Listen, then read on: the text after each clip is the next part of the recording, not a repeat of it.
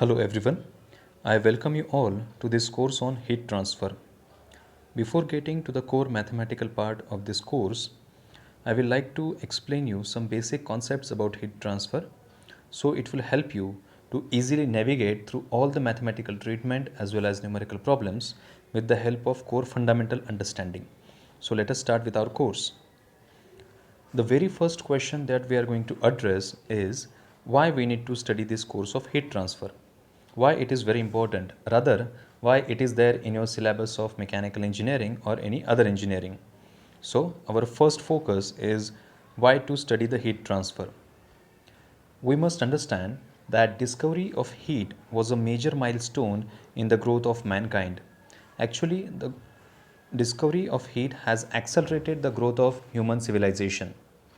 Right from the beginning of time, human being was very much worried about fire or heat. But when he understood how to create the fire and how to control it, he could use it for his own benefit. For example, when man used to gather food from the forests, he had some difficulty in digesting the food. So once fire was discovered, he started cooking the food and ultimately it became tastier as well as easier to digest. Second aspect, previously human being used to live in caves and there was always a fear of the animals from all the jungles. So now, at this point of time, he used to keep that fire alive overnight in front of his cave. So, because of that fire, those wild animals did not dare to touch him, did not dare to approach him. At the same time, in winter seasons, that same fire was helpful to keep him warm. So, because of that, there was a growing interest among human beings about the fire as well as its utilization. This interest afterward led to development of casting technology, forging technology, and thereafter all the industrial revolution. Let me tell you some simple things about heat transfer science and its utilization. The origin of heat transfer science right now we have discovered, and then till date, domestic use is the most prominent use for the heat transfer science, that is in cooking. Actually, nowadays gas geysers are available which are useful to heat the water only with the help of LPG. So that is again one aspect of heat transfer science. The design of IC engines, and rather IC engines are nothing but automobiles which are very useful for modern day transportation, and they are coming from the origin of heat transfer itself. The very beautiful casting process which is used to fabricate so many parts, to create so many intricate parts, it can be done only with the help of heat transfer science. Hot forging operation to shape the difficult metals into desired shapes, it can be achieved with the help of heat transfer science. Refrigeration, and that's why air conditioning is a very fundamental requirement to increase the comfort level of the occupant in any facility. Let us take any commercial building or a shopping mall. Air conditioning system is very necessary, while refrigeration system helps us to preserve the food for a longer time. That's why it creates a kind of food security, and that's why it is very useful for mankind. Even in quality control labs, to maintain a proper calibration and dimensions of all the equipments, the science of heat transfer is used in a positive way. The temperature in such rooms is maintained to a minimum possible level or up to some standards so that the dimensions of the part do not change, and afterwards their measurement errors are minimal.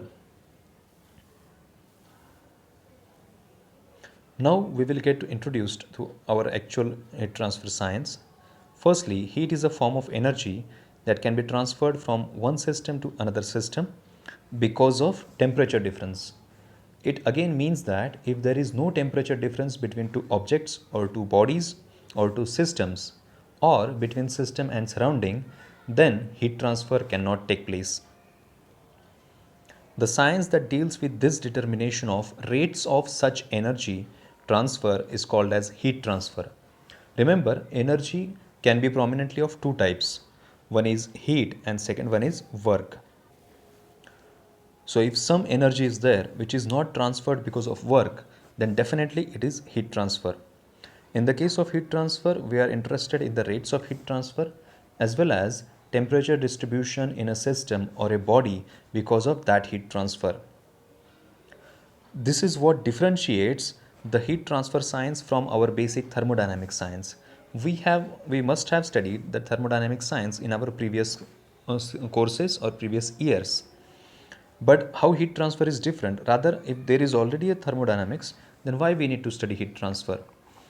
Because thermodynamics mostly tells you about the quantity of the heat that should be transferred. Also, thermodynamics assumes that the system undergoes a process from one equilibrium state to another equilibrium state. On the other hand, heat transfer is a essentially non-equilibrium phenomena. Equilibrium conditions assume that temperature in the entire system is uniform, that is equal, or if there is equilibrium between system and surrounding, then temperature of both system and surrounding is equal. But by the definition of the heat transfer, we have understood that heat transfer can take place only when heat transfer can take place only when there is a temperature difference, which means we are talking about a non-equilibrium state. And that's why at this point, heat transfer science is different from the thermodynamics. Also, thermodynamics does not tell us how long the process will take for that particular heat transfer process to complete. This is one lacuna with the thermodynamics. Furthermore, thermodynamics is not able to give us the temperature distribution inside the system, inside the body or object, and that's why we need to study heat transfer in detail. And that's why, as I have said, we are often interested in the rate of heat transfer, which is core topic of heat transfer science. Let me tell you a practical example of this. Suppose I want to purchase an air conditioner for my home, then I am not bothered how much is the heat in my household or how many occupants are there and how much is the quantity of heat. Rather, I am more interested that in how much time my particular room or my house will be cooled from one particular temperature, that is higher temperature, to one particular lower temperature. So that's why we are more interested in the rate of heat transfer rather than only just the quantity of heat transfer. Let us illustrate this with the help of an example. This example is a classic example from thermodynamics. Simply, there is a cast iron ingot having 25 kg of mass. Its temperature is increased in a furnace from room temperature of 30 degrees Celsius to the temperature of heat treatment of 725 degrees Celsius. Specific heat of this cast iron ingot is 0.45 kilojoule per kg degree Celsius. These are the basics from the thermodynamics that we have already learnt. So, by the simple principles of thermodynamics, we can calculate the amount of heat transfer using the concept of specific heat, which means that in this case, the heat transferred is only sensible heat transfer.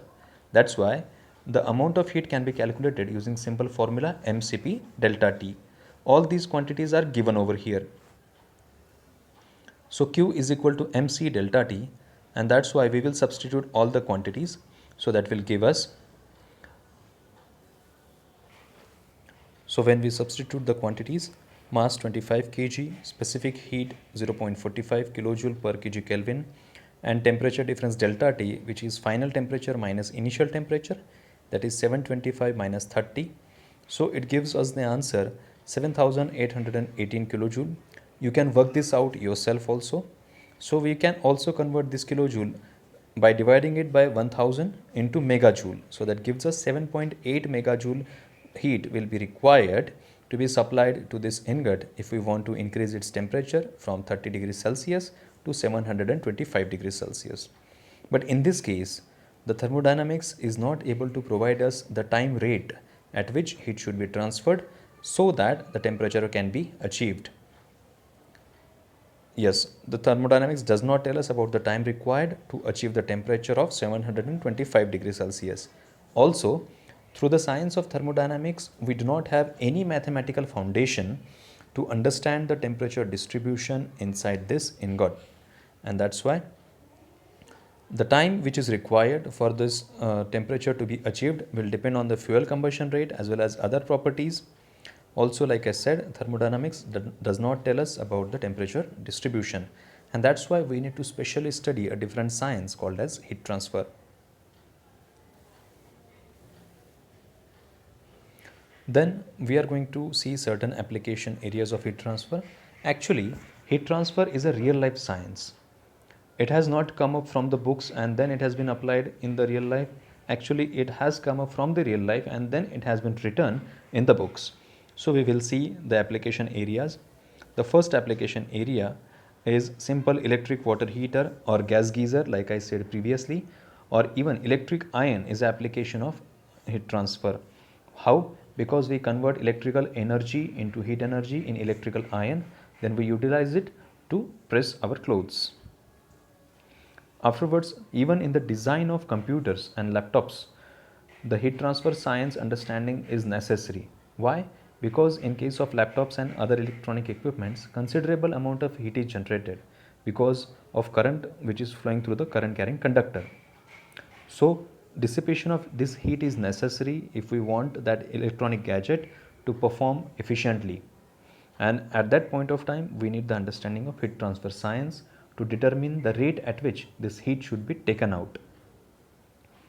In case of solar collectors, solar water heaters, or solar collectors in power stations, understanding of heat received from the solar radiation is necessary so that we can design the plant and decide the plant size accordingly. A very beautiful example of heat transfer science in day to day life is a thermos flask, in which we can keep our coffee or tea hot or cold for a very prolonged amount of time. This is done using the principles of heat transfer.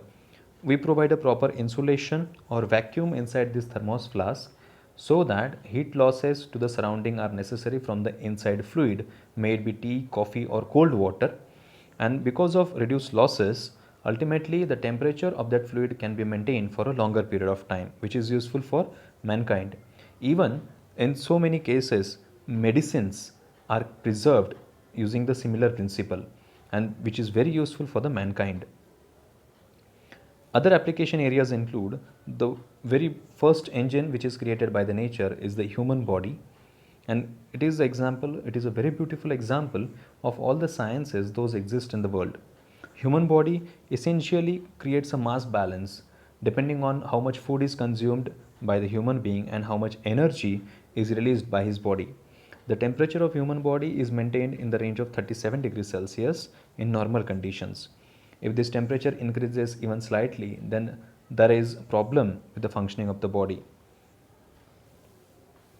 And keeping this body in a comfortable condition is one of the very prominent application areas of heat transfer. This is done through air conditioning, as we have discussed earlier.